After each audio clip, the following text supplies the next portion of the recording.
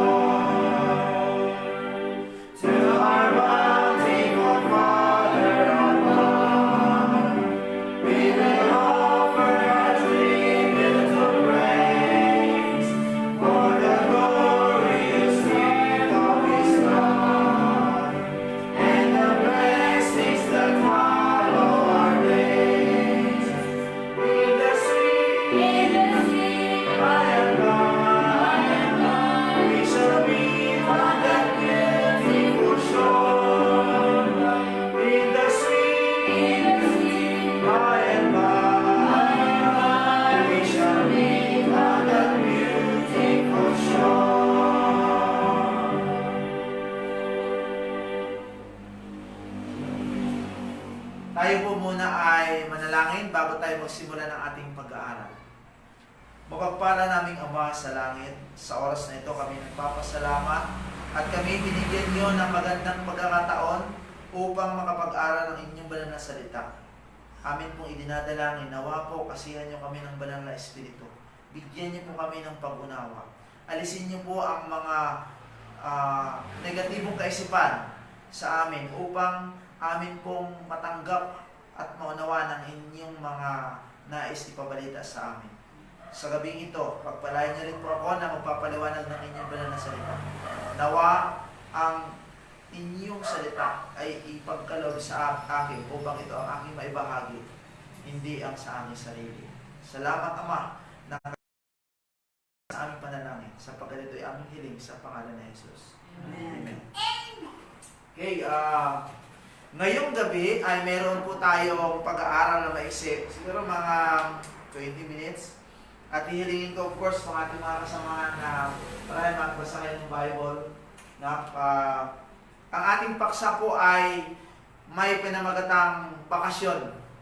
Kasi yung iba marahil sa inyo ay nagbabakasyon sa bahay. Hindi ko alam kung saan kayo na-quarantine. Ngunit or na-lockdown. Pero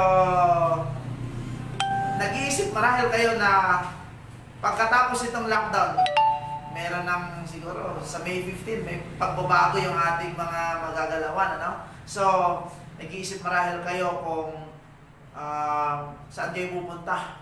Kami nga dito, nag-iisip kami kung saan kami papasyal pagkatapos ng lockdown na ito.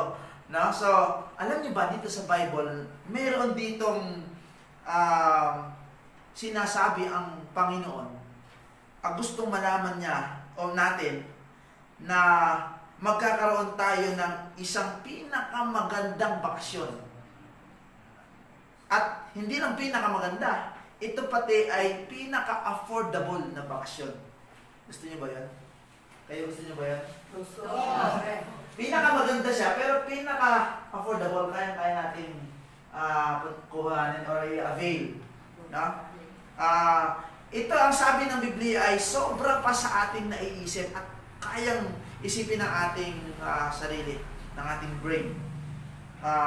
Buksan natin ang aklat ng Apocalypse chapter 20 verse 4. Dito po sa Apocalypse chapter 20 verse 4 ay mayroong sinabi dito na panahon kung saan mamaya mauunawa natin kung bakit ito isang bakasyon.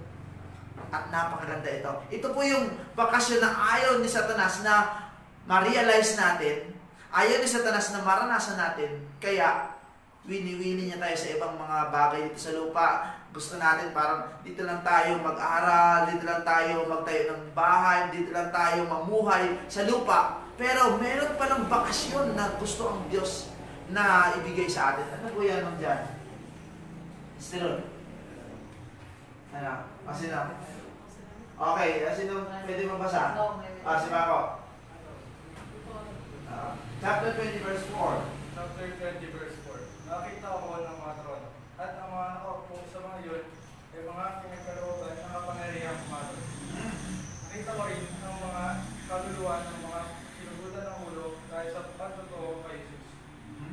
At dahil sa salita ng Diyos at ang mga hindi sumamba sa kalinaw o sa kanyang larawan man ay hindi tumanggap ng tanda sa kanilang tuwa at sa kanilang pamilya. Sila'y nabuhay at naghari kasama si Kristo sa loob ng 1,000 taon.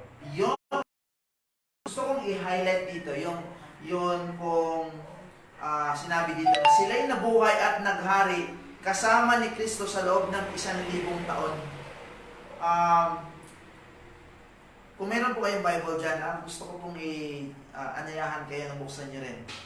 Dito po, ipinapaalam sa atin ng Biblia na yung mga namatay na nananampalataya kay Kristo, sila ay bubuhayin at makakaranas sila kasama ng mga nananampalataya na buhay ng 1,000 taon kasama si Kristo. At ito po yung bakasyon lamang. No? Marahil iniisip natin na magpakabait tayo dito ay hindi tayo titira dito sa lupa. Dito rin po tayo titira sa lupa. Pero babaguhin kasi ito ng Panginoon.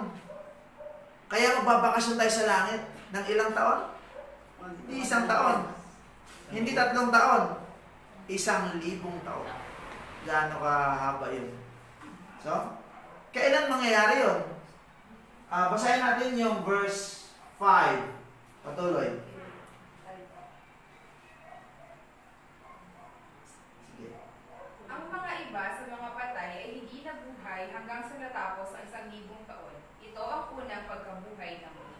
Okay, so napansin nyo, mayroong 2 pagkabuhay, no?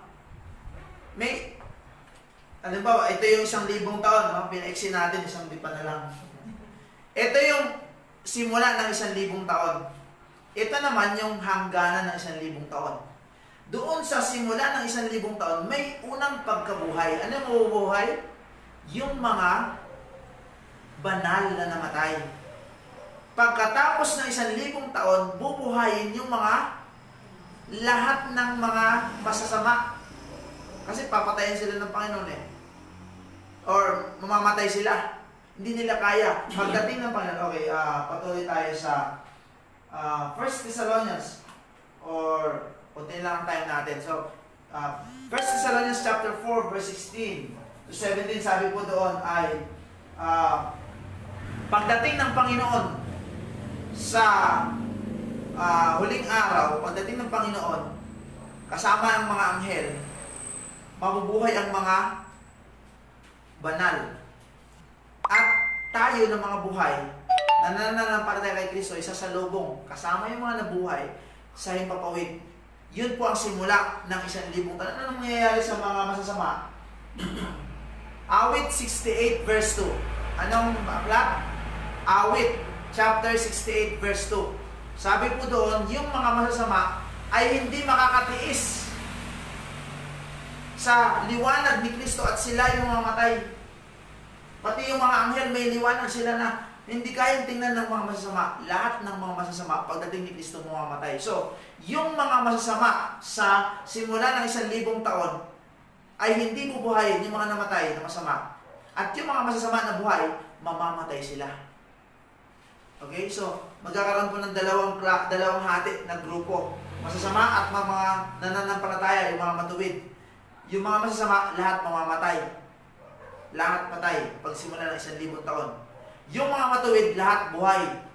Dadalhin sa langit. Sa New Jerusalem, kung pag-aaralan pa natin ng maigi itong Biblia, no? Apocalypse. New Jerusalem ang tawag. Doon sa langit na hinahanda ni Kristo. Naalala niyo yung John 14:1-3? Diba sabi ni Kristo, may nahanda siyang tahanan. New Jerusalem po ang tawag doon. So, anong mangyayari dito? Ihanda niyo po yung Jeremiah chapter 25, verse 33. Ano po ang mangyayari sa loob na 1,000 taon? Alam na natin, di ba? Revelation 20 verse 5 kanina, binasa natin, na ang mga banal, yung mga naligtas, hindi na sila magbabakasyon sa langit, sila maghahari. Kung babasahin na natin yung 1 Corinthians chapter 6 verse 2 at saka 3, 1 Corinthians 6 verse 2 and 3, sila po ay huhukuman nila. Hindi lang sila mag-i-enjoy doon na parang hari, kundi huhukuman nila ang mga masasama. Pati yung mga anghel na hindi naligtas ay huhukuman natin. So, isang napakalaking pribileyo.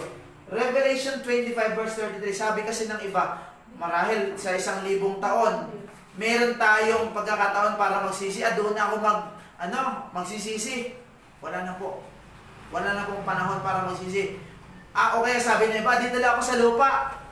Sa isang meron namang matitira dito, iingatan tayo ng Panginoon. Hindi. Ang lupa, ano yung itsura ng lupa? Jeremiah 25 verse 33. At ang mapapatay ng Panginoon sa araw na iyon ay magiging mula sa isang dulo ng lupa hanggang sa kabilang dulo. Yon. Sila ay hindi tatagpuyan o ilibuli o ililiban. Sila ay magiging tuli sa ibabaw ng lupa. Tingnan nyo, ano pong sabi doon? Ang mamamatay, ang lahat ng mga tao, Jeremiah chapter 4 verse 25, ay patay. Wala nang lilibing, wala nang St. Peter, wala nang Araneta na mag-funeral service. Wala na pong maglalamay. Bakit? Patay ang lahat ng tao. Walang namatay, walang natitira dito. Mula sa dulo hanggang sa dulo ng mundo.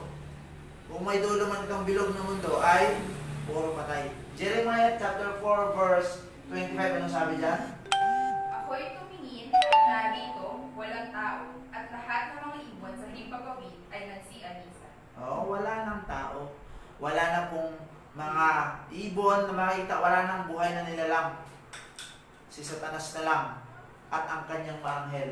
Kung atin pang pag-aaralan ito ng maigi, ay si Satanas sa chapter 20 ng Apocalypse, verse 1-3, ay sinabi po dito ng Biblia na siya ay parang ikinulong na lockdown si Satanas sa isang napakalalim na na buhukay, no? Bottomless pit. Ito ay ito ay symbolic ng isang lugar kung saan napakadilim. Kaya nga sinabing hukay, madilim dito sa lupa.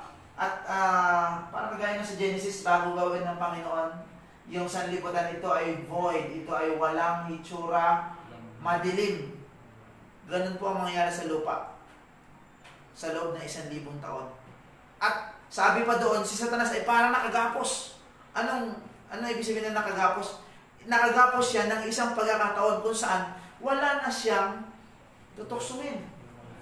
Wala siyang ibang magagawa kasi yun naman ang kanyang ginagawa ngayon, nagtutukso at dandadaya sa mga tao. So wala po siyang matutukso nito dahil lahat ng mga tao patay dito sa lupa. Ang mga banal na doon sa langit, wala siyang matutukso.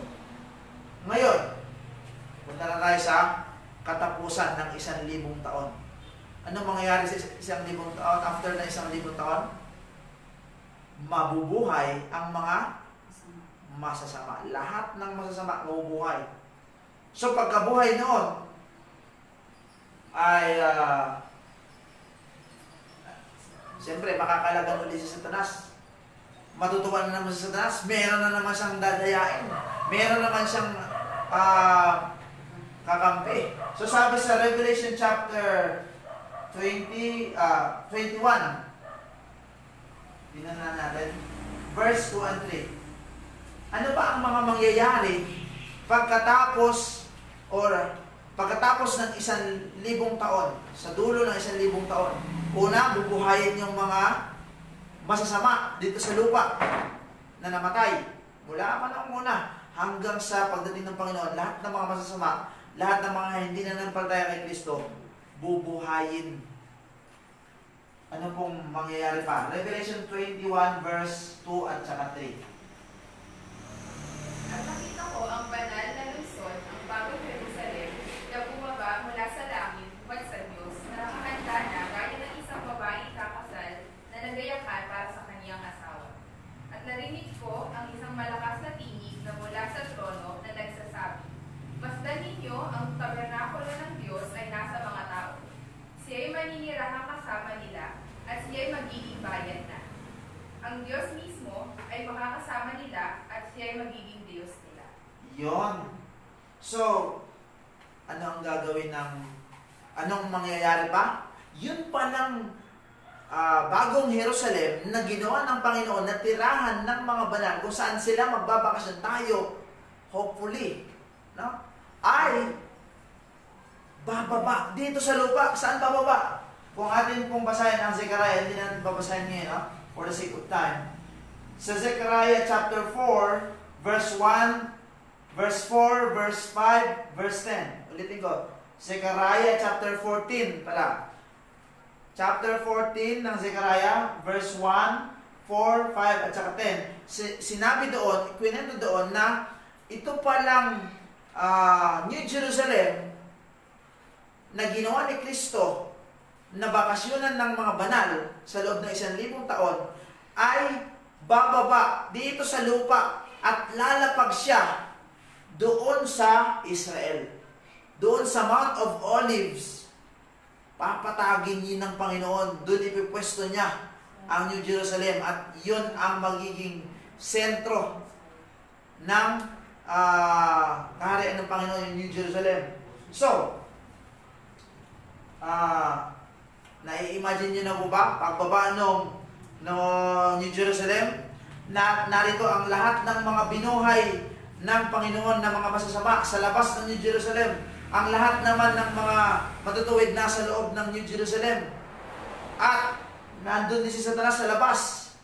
Dadayain niya ang mga masasama. Ang dami ng mga masasama na binuhay. Sabi ng aklat ng Apokalipsis ay sindami ng buhangin sa dagat. Ang daming dagat, ang dami rin buhangin. Ganon kadami. Kung ikukumpara yung bilang nila, parang buhangin sa dagat. Kasi mula nang una hanggang sa huli ay bubuhayin ng Panginoon upang makita nila ang hustisya, ang mga bagay na kanilang tinanggihan. at ang kanila pong pagtanggi sa Panginoon. So, dadayain ni Satanas. Ito, tingnan natin ang Revelation chapter 20 pa rin tayo, verse 7 to 9. Yan. Ini-imagine natin, chapter 20 ng Revelation, verse 7 to 9. Ini-imagine natin na buhay na yung mga masasama. Nandun sa loob yung New Jerusalem, nandun sa loob ng New Jerusalem ang mga banal. Kailan po ito mangyari? After ng 1,000 taon. Anong gagawin ni Satanas ngayon? At kung matapos na ang 1,000 taon, si Satanas ay pakakawalan sa kanyang bilang buhay at lalabas upang dayain ang mga bansa na nasa apat na sulok ng lupa, sa Gog at sa Magog, upang tipunin sila para sa pakikiligta. Ang bilang nila ay gaya ng buhangin sa dagat. Umakyat sila sa malawak na lupa at pinaligiran ang kampo ng mga banal at ang lungsod na minamahal. Ngunit bumaba ang apoy mula sa langit at sila'y natubo. Yon. So, dadayain ni Satanas yung mga masasama na nabuhay. Sasabihin ni Satanas, uy, atin yan. Dapat dyan tayo nakatira. Hindi yan sa kanila. Yan ang ating tirahan. Lusubin natin yan. Kaya nai-imagine ko, habang dinadayan ni Satanas at ng kanyang kampo ng mga tao at lulusubin at pagsabi ni Satanas na, fire! Malamang, nai-imagine ko, meron siyang yung lahat ng mga, lahat ng mga nabuhay na masasama, may mga armas pa yon, may mga kung ano pa, para lusubin yung New Jerusalem. Pag sinabi ni Satanas na, sugod! Bababa ang apoy mula sa langit. At mayroon din galing sa ilalim ng lupa upang tupukin sila lahat. Okay? At ang sabi po ng patuloy mga verse 9 at saka verse 10, tapos hakbang sa chapter 21 verse 8. Verse 10 ng chapter 20 at saka verse 8 ng chapter 21. At ang Diablo na dumaya sa kanila ay inihagis sa lawa ng apoy at asupre, na kinaroroonan din naman ng halimaw at ng bula ang propeta, at sila'y paghihirapan araw at gabi magpakailanman. Ngunit sa mga duwag, sa mga hindi nananampalataya, mga karumal-dumal, mga mamamatay tao, mga mapakiapit, mga mangkukulam, mga sumasamba sa Diyos-Diyosan at sa lahat ng mga sinungaling, ang kanilang bahagi ay sa lawa na nagbibigay ng amoy at asupre, na siyang ikalawang kamatayan. Yun. So, alam natin ang mangyayari kay Satanas.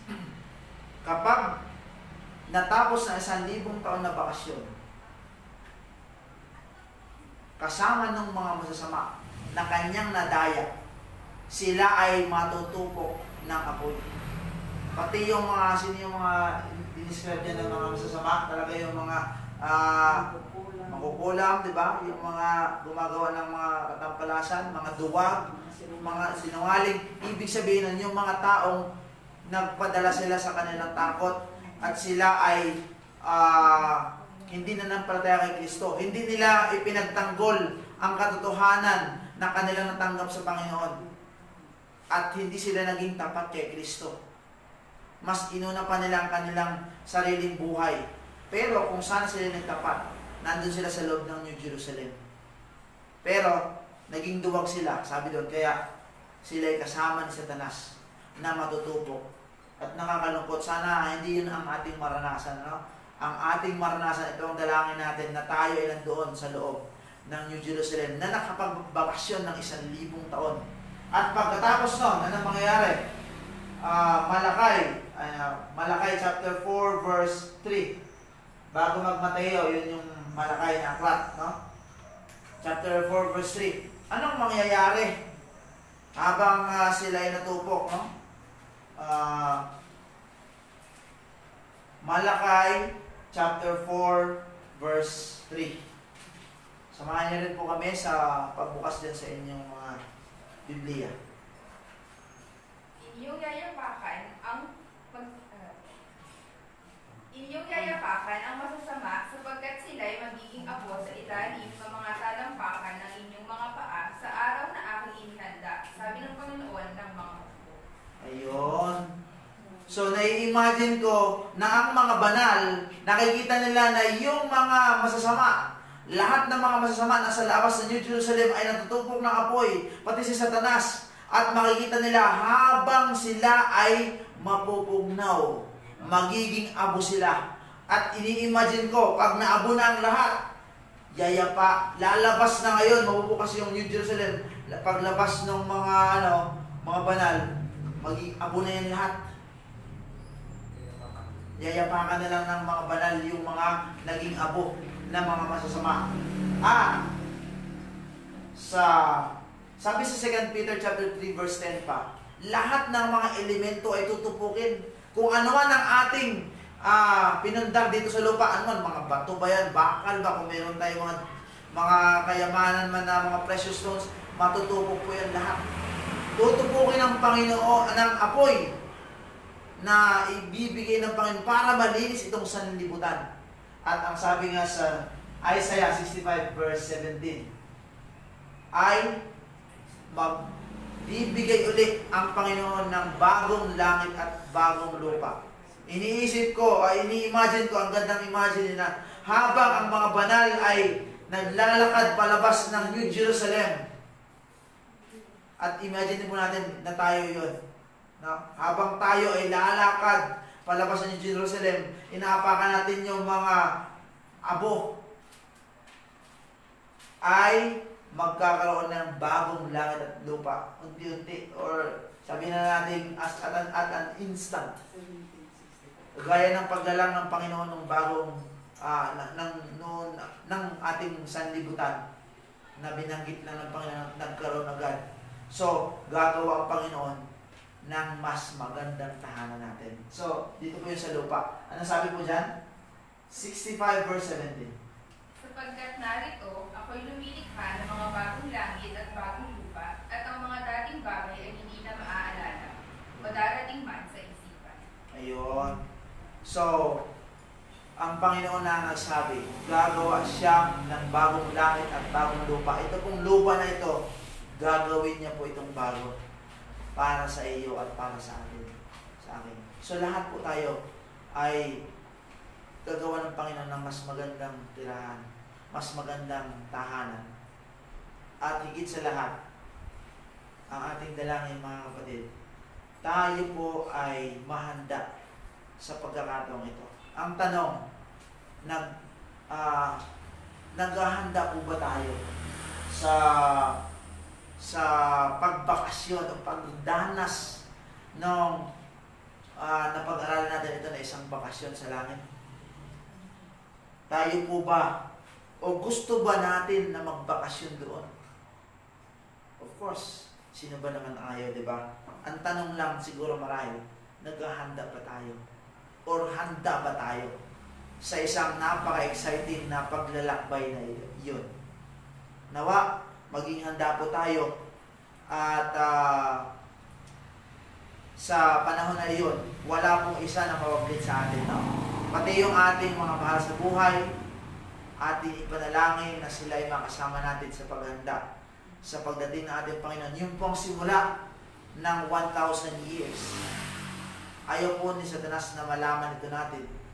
Kaya inaabala niya ang ating isip sa mga kung ano-anong mga alalahanin dito sa lupa. Pero pag atin po itong napagpulay-pulayan, pag-aralan po natin ng Bible, marirealize natin ay itong mga bagay pala dito sa lupa pansamantala lamang.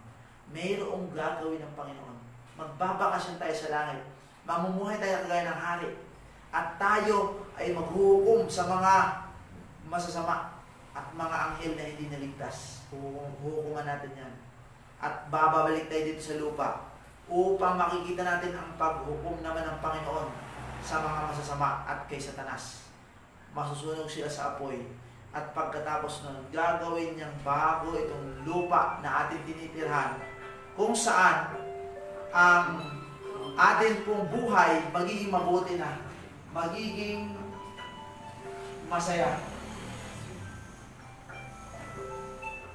Okay, alas 7 na po. So tayo po ay mananalangin. Akin pong hinihilingan kayo kung saan man kayo naroon, kung pwede po kayong lumuhod po kayo. Kami po dito ay yuyuko lang ng aming mga ulo. Kung pwede po kayong yumuko na lang, yumuko po tayo sa isang panalangin.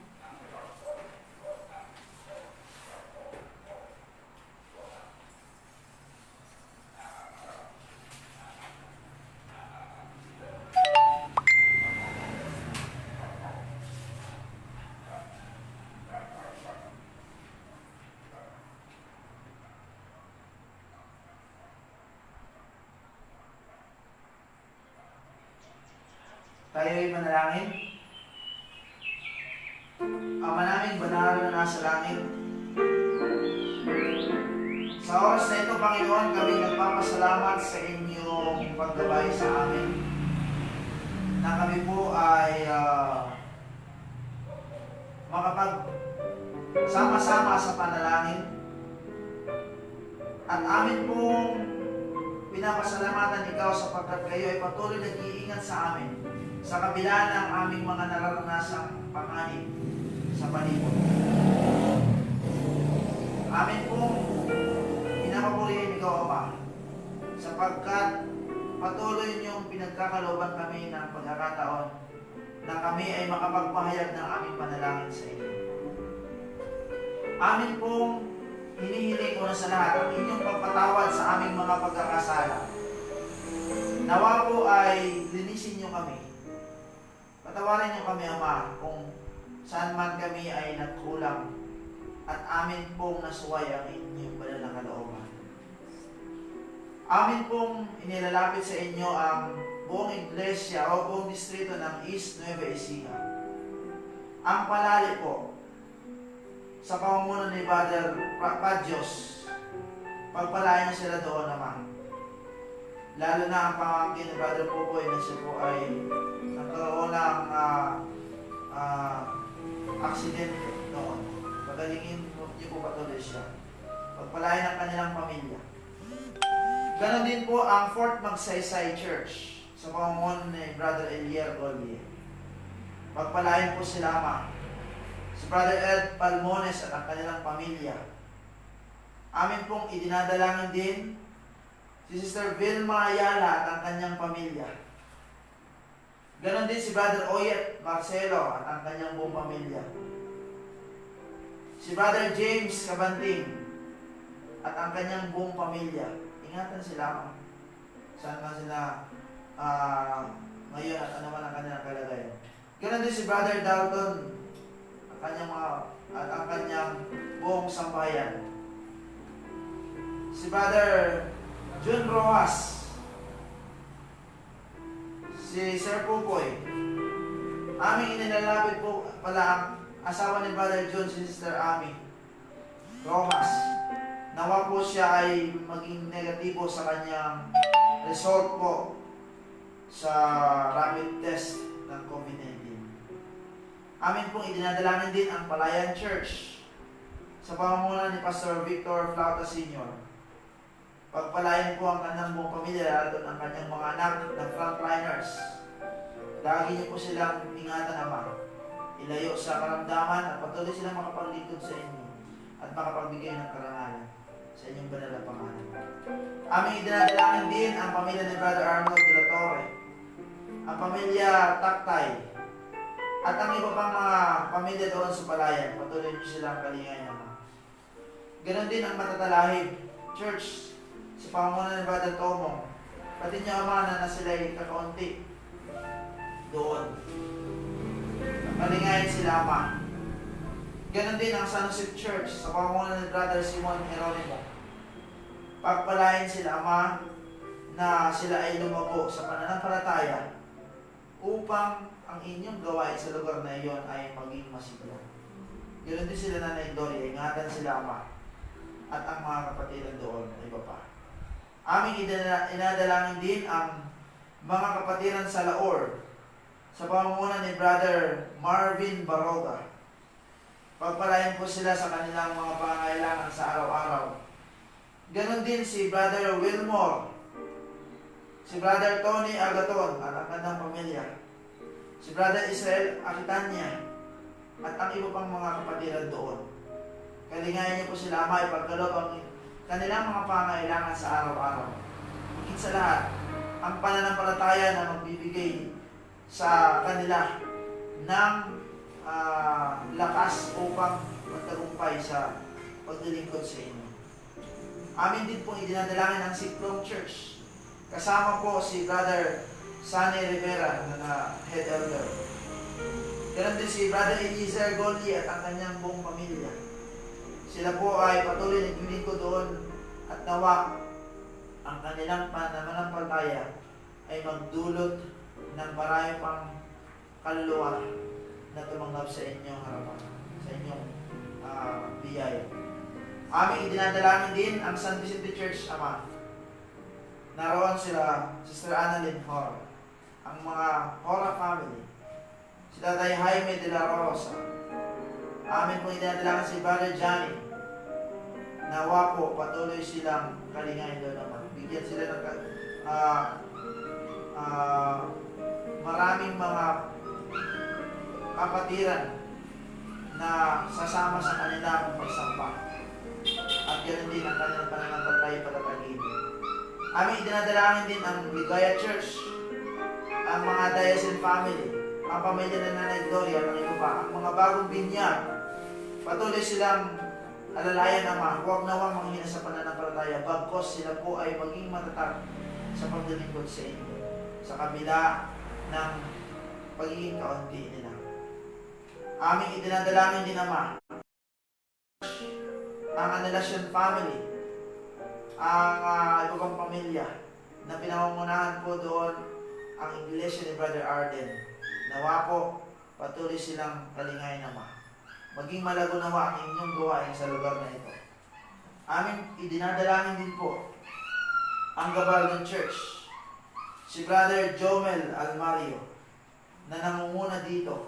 Patuloy niyo pong pagpalain sila na maging masigasig at patuloy po ang inyong pamumunan ito maranasan namin dito.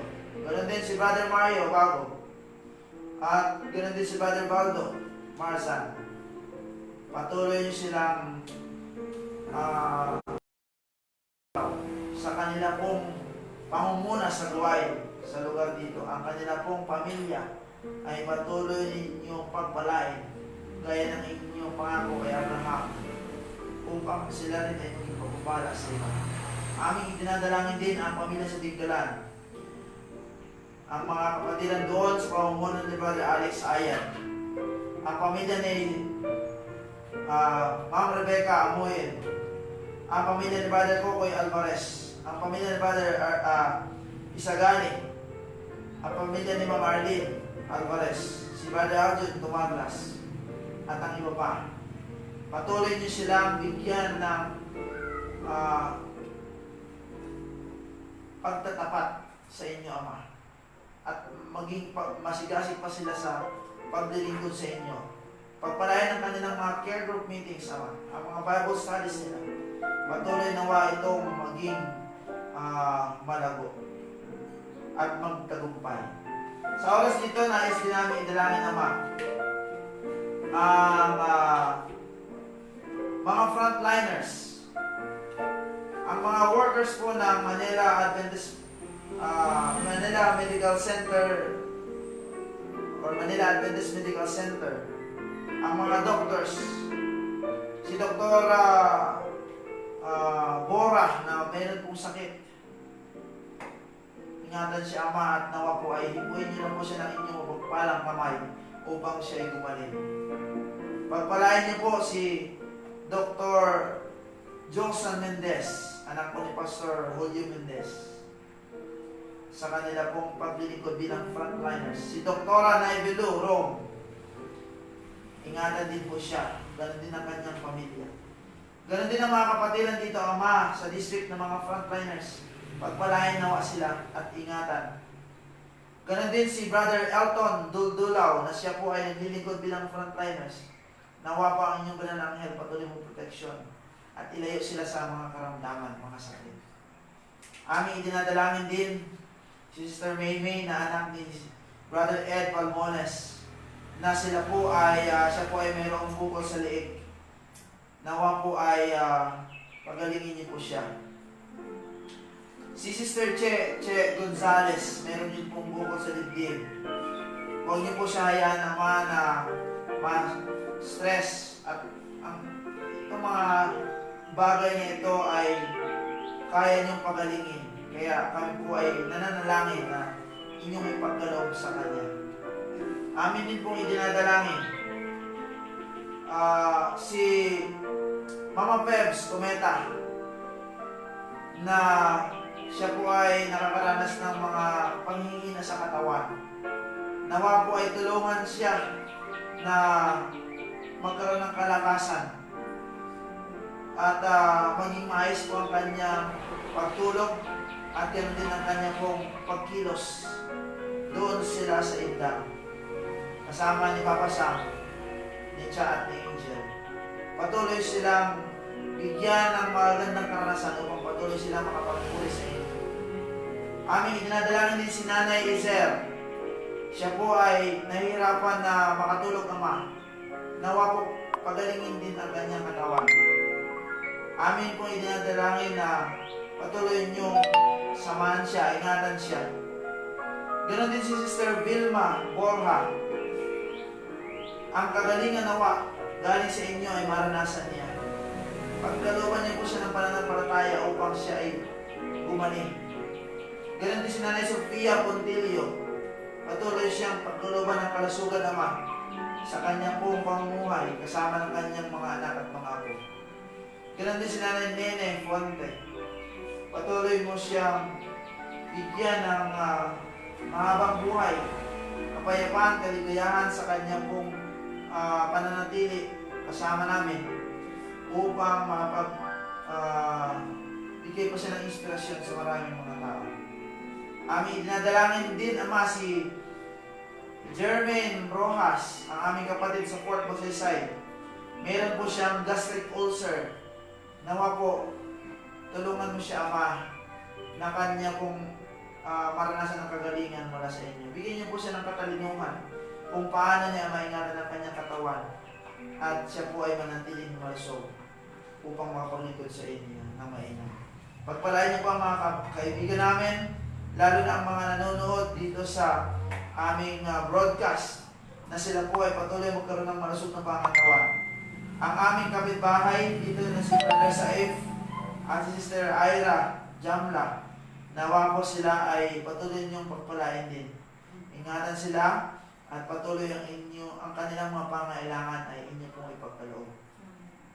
Aming idinadalangin ang aming kapitan, ang aming mayor dito, ang aming gobernador, ang mga senador namin, lalo tigit ang amin pong presidente, na nawa patuloy silang pangunahan upang ang inyong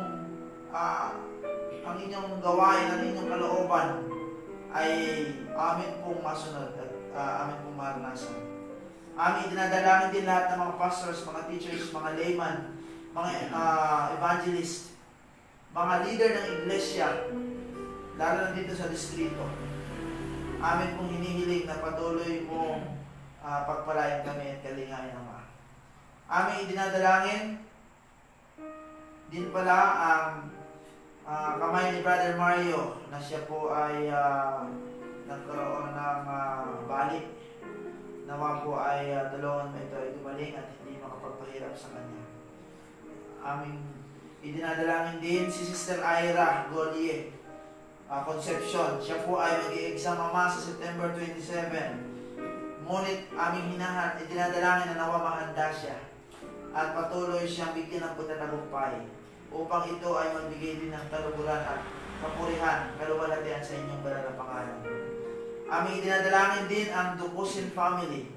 Si Tatay Goring na kanina po ay inilibing ang kanyang may bahay. Patuloy niyo siyang bigyan ng kaaliwan. Ganon din ang kanilang mga anak, ang kanilang mga apo. At ang kanyang mga kapatid na nasa iba't ibang lugar, lalo na ang mga nasa Canada, sa kanilang pamumulat at pamumulila, ay bigyan niyo sila ng kaaliwan. Ang Padua family at ang iba pa. Nawa po, sumilang sa kanila ang inyong katotohanan. Sila Brother Ato, ng kanyang asawa, kanilang mga anak, patuloy niyong bigyan ng pagkakataon na sila Ama ay makikayat din sa pananampalataya sa inyo at makasama namin sila sa pagdating ng aming Panginoong Yesus. Ama, aming dinadalangin sa inyo anumang mga bagay na hindi namin nabanggit, kayo nawa magpuno sa amin. Ipagkaloob niyo po ang aming mga pangailangan sa kayo sa inyong kalooban. At salamat sa kasiguruhan na hindi niyo kayo pababayaan at dininig niyo kami sa aming dalangin sapagkat ito'y aming hiling sa pangalan ni Jesus. Amen. Okay, maraming pong salamat mga kapatid sa inyong pagsama sa atin. Naka 15 minutes tayo ng panalangin, no? Medyo mahaba-haba ang ating panalangin. At of course, thank you rin dito sa bagong family na nag-host ng ating live broadcast. At nais kong batiin ang mga sumusubaybay at nag-comment sa atin last.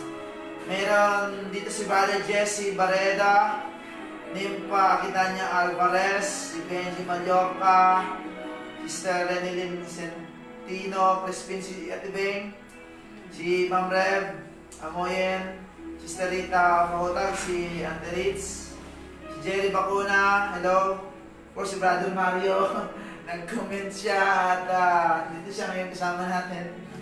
Si Brother Joey Marquez, hello sa inyo dyan, good evening.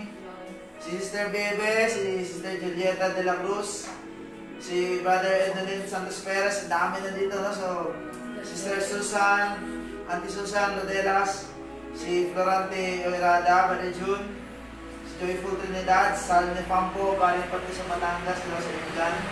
Si Brother Ruben Oliviana, si Sister Gregorio Nori, si Sister Nars Anghak, Janelma Haines, si Lola Eve Reyes, ganoon din si Jose Montealegre Modeo, si Ate Joy Tansyongko, si Sister Daisy Aquino Mercado, si Kuya Bot Guevara, hello sa inyo dyan sa Tarlac, si Brother Lito Brazil, si Sister Lilen Pahilago, Sister Vilma, si Mia Coley Acuna na nasa Iloilo kayata, no? Hello sa inyo dyan. Si Lordan Lagariza, si Kuya Dondon Giginto na nasa Mamsi, hello, Kuya, ingat kayo dyan. Si Sir Red Mipon Palyaria, Sir, si Lulu Rose, si Louie Lacra, si Kuya Louie, si Donald Arizobal, si Sara Gaviola, si Sarah Enoch, si Uncle Amay, Ismael Wallace, si Sister Des Deliada, si Sister Jocelyn Gilalas, si Jandel Husay at si Brother Joy, o Christian Joy Papa, at si Sister Rosie Papa. Yung mga ayan, mga kapatid natin dyan sa Manila Center. At yan din sila Uncle Lee. At sino pang gusto nyo batiin? Sister Jenny De Ramos daw, hello. At si Uncle Bibot, si Uncle, sino? Sister Hilda Cheng. Sa lahat ng mga nanonood ngayon, magkita-kita po ulit tayo sa Facebook Live sa Biyernes ng gabi. Si Lolo ulit ni Aizen. Lolo ulit. Si Lolo Lee, napamili natin. So, good evening po sa inyo lahat. At thank you very much. Nawa, mayroon tayo natutunan ngayong gabi. At marami tayong panalangin, no? Nawa sa Biyernes, marami ulit tayo may papanalangin. Thank you po sa inyong pagsubaybay. At God bless po sa inyo lahat. Bye-bye. See you next. What day?